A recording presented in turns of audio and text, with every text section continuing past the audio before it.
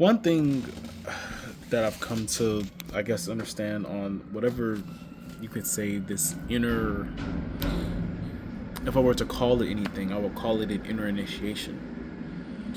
And that is, ooh, and that is that the universe is magical. I was making a TikTok where I was thinking about, I was going on a walk and I could feel myself. Um, I could feel the whimsy. Something that probably hasn't been in my life since I was a kid come back. And it started to hit me.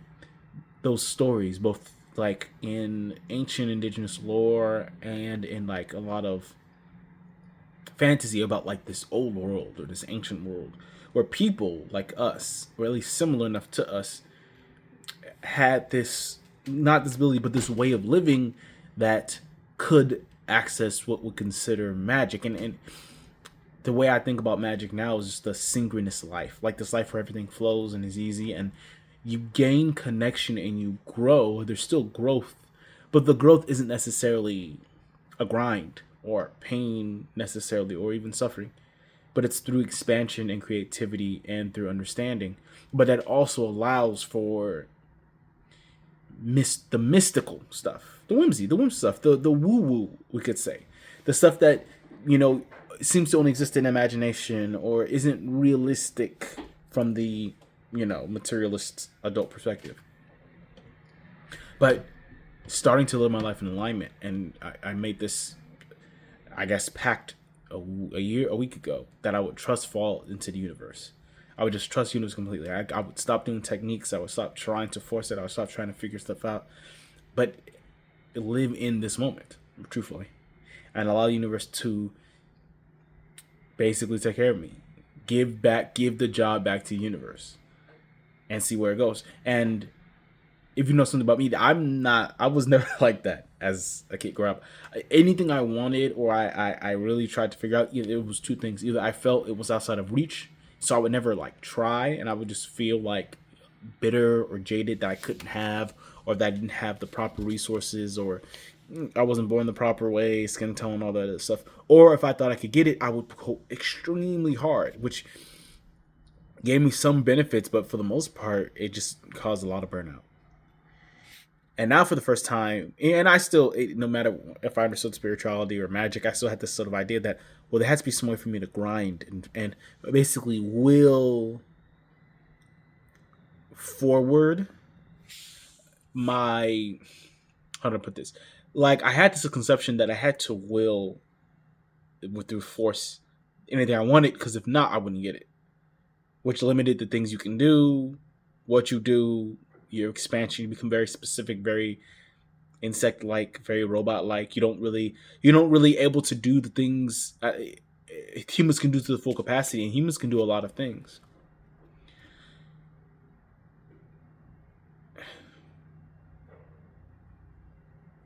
And now I've come to the point where I've started to just let go. Letting go has become, whether it's let go of control or let go of a situation, fully embrace it, release, this the mind narration, and then just see what I can do. And what I've noticed is that when I start to do the things I want to do, that I like to do, that are easy, right, it's almost like they're charged with something.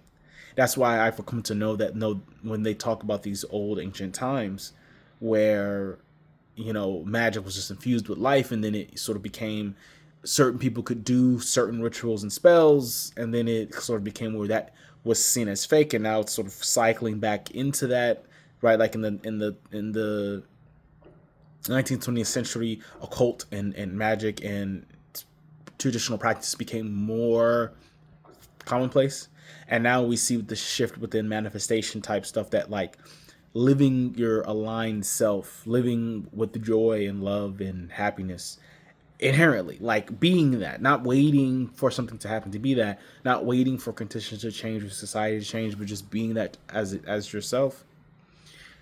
You get that out. That is the mat. That's how you activate this. Almost if I were to explain it, it's like we live in a hidden world that's right here, that's right, like not even, I can't even say beneath our feet, because it's right in front of us, but you know when you're charged with opinions from the society, things of the political, the social, of the religious, even the spiritual, it has you almost miss it.